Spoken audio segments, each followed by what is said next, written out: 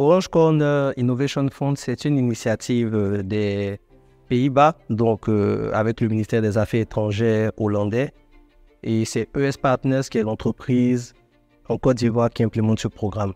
Donc, à la jeunesse, c'était de pouvoir sélectionner des jeunes entrepreneurs innovants à fort impact qui allaient passer dans un programme d'accélération pendant 2 ans afin de pouvoir développer un peu plus leur projet. Au niveau de la phase pilote, nous nous sommes déjà focalisés sur des jeunes entrepreneurs innovants. Donc, la cible, c'était des entrepreneurs qui étaient entre 18 ans et 35 ans.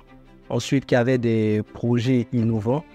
Nous avons eu un focus vraiment sur 4 secteurs. Donc, d'abord agribusiness, énergie renouvelable, ville intelligente et transport et logistique.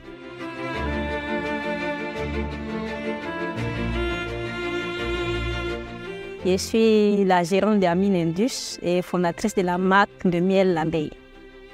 L'Abeille, c'est la toute première marque de miel en Côte d'Ivoire à avoir démocratisé la consommation du miel à travers l'emballage qui est le stick. On a la partie production, donc on fait l'élevage des abeilles pour le miel. Ensuite, on fait le conditionnement et par la suite, on fait la distribution à travers les supermarchés, à travers d'autres vendeurs, des restaurants, cafés, des hôtels.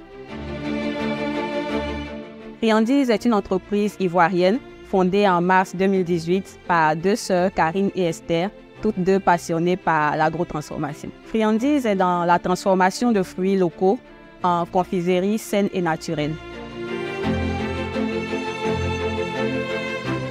MyClean, c'est quoi? C'est une start-up qui évolue dans le domaine du nettoyage. Nous misons sur l'humain, la technologie et l'écologie. Comment ça se passe?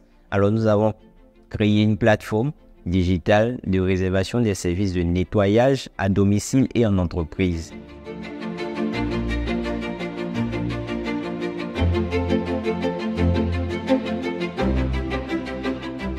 Je suis agropédologue, environnementaliste et gérante de la start-up BioSafe.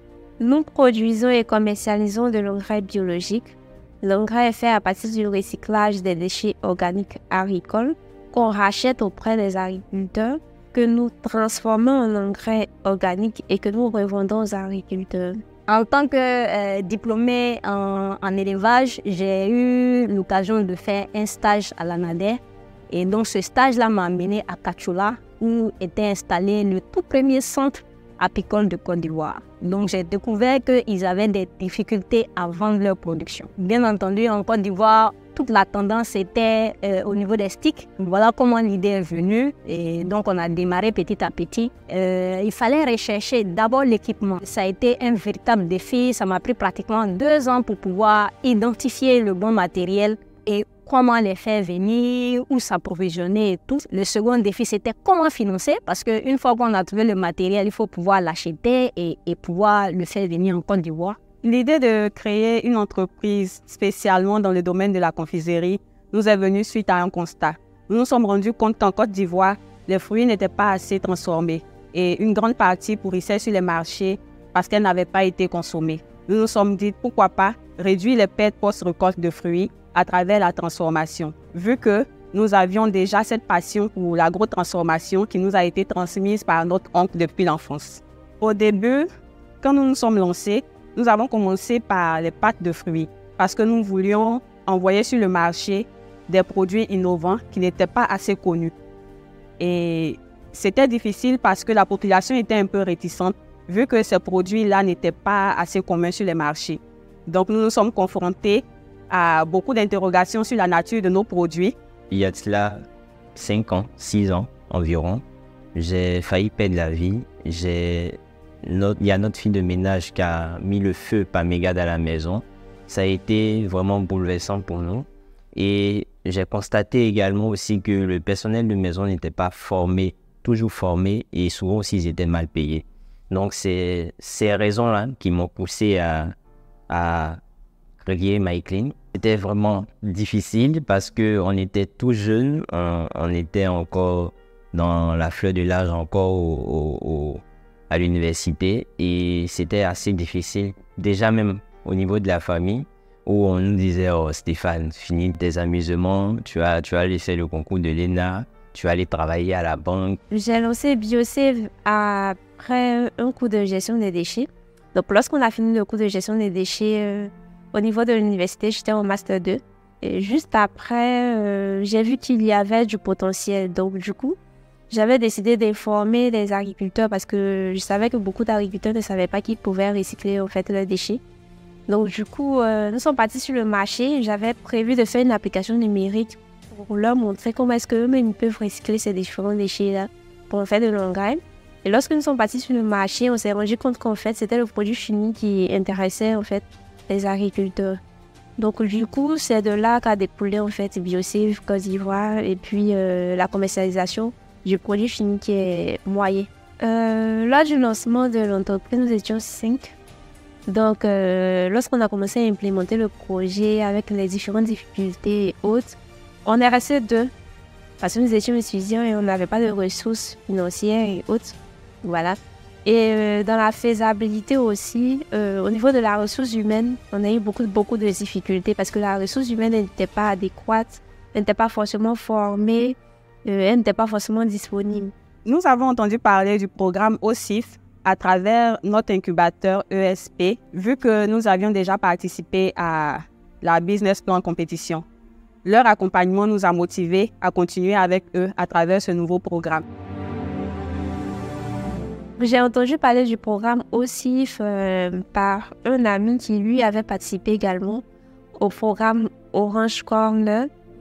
Donc, il nous avait dit qu'il y avait une possibilité au niveau d'Orange Corner pour nous de se faire accompagner de manière technique parce qu'en ce moment, c'était vraiment le côté technique qu'on recherchait. Donc, je me suis inscrite à Orange Corner. Et quelques temps après, j'ai postulé pour OSIF. Je le dis parfois à certains autres entrepreneurs et à certaines personnes avec lesquelles je parle d'entrepreneuriat que l'OSIF, c'est le meilleur. En tout cas, des programmes que j'ai eu à faire, c'est le meilleur programme parce que c'est un programme qui suit l'entrepreneur du prototype en passant par l'encadrement, le développement commercial, la mise en place de l'organisation de l'entreprise, l'aspect comptable. C'est un programme dans lequel on évolue en étant en sécurité parce qu'on vous met à disposition et la formation et le financement.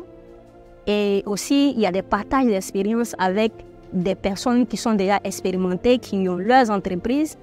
Il y a des visites en entreprise qu'on a eu à faire. On est allé dans des grandes entreprises hollandaises en Côte d'Ivoire.